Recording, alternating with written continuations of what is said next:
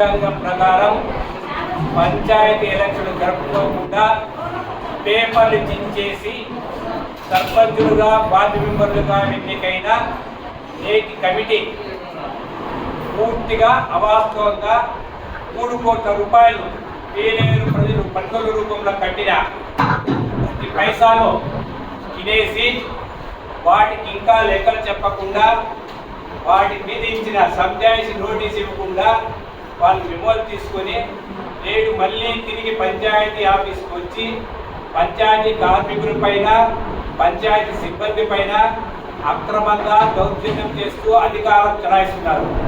ఇది ముమ్మాటికి సమ్మతి కాదు. వాళ్ళు ఎలా ఎన్నికైనా ప్రజాస్వామ్యంలో ప్రజాస్వామ్యబద్ధంగా ప్రజలు కట్టిన పన్నులకు లెక్క చెప్పాల్సిన అవసరం ఉంది.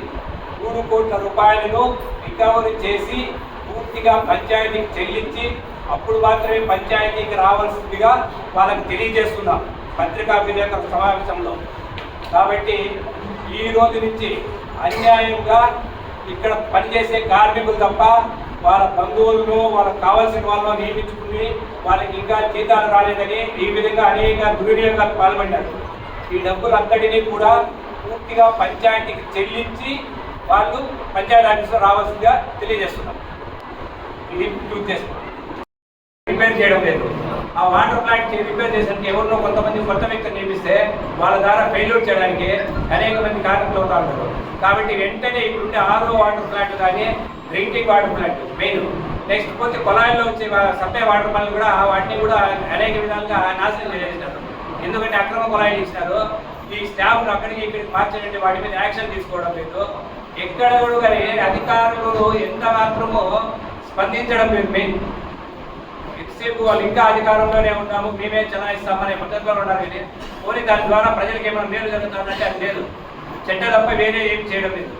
కాబట్టి వీటి మీద వెంటనే పై అధికారులు ఎవరైతే DLP గారు కావచ్చు వాళ్ళు కావచ్చు ఎంక్వైరీ చేసి ఎవరైతే వీటి మీద యాక్షన్ తీసుకొని మిగిలిన అక్రమాలు జరిగినట్టు తెలిసినదో వీళ్ళందరి మీద కూడా యాక్షన్ తీసుకొని తొందరగా పీలేరు పంచాయతీని మంచి సంక్రమైన మార్పులు ప్రయత్నించేటట్టు తీసుకోవాల్సిందిగా కోరుతున్నాం.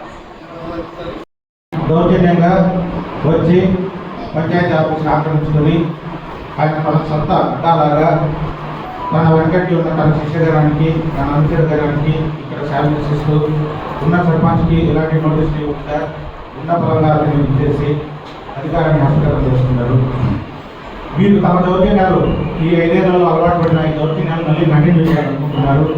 పంచాయతీ కార్మికుల యూనిఫామ్ దగ్గర నుంచి వాళ్ళ జీతభత్యాల దగ్గర నుంచి చెల్లింపులకు వీళ్ళ దగ్గర డబ్బులు లేవు.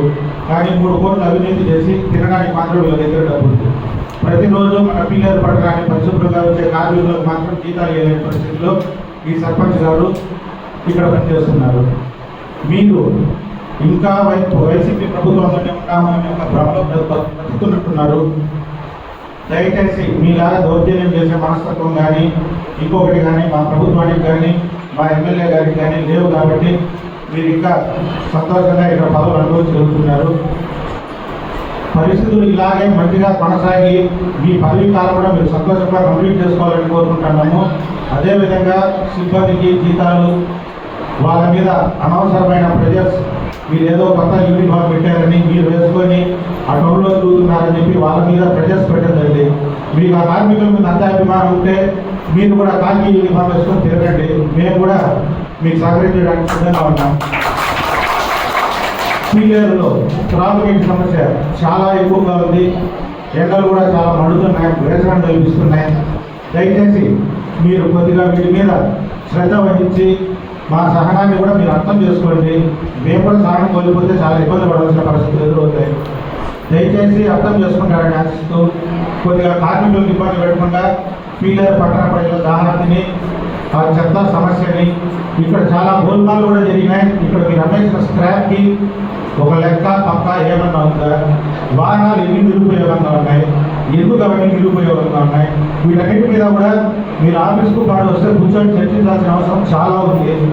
దయచేసి మీరు ఎలాగో అక్రమ పద్ధతిలో మనమే ఆఫీస్ హస్తగతం చేసుకున్నారు కదా, అదేవిధంగా రండి, కూర్చొని చర్చిద్దాం, మీ అవినీతి భాగవతాలన్నీ బయట పెడతాం.